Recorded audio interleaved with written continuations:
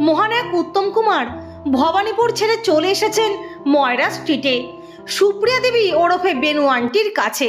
বাবা শুনেই মহানায়ককে ডেকে বলেছিলেন, উত্তম ভবানীপুরের বাড়িতে ফিরে না গেলে ছবির শ্যুট বন্ধ।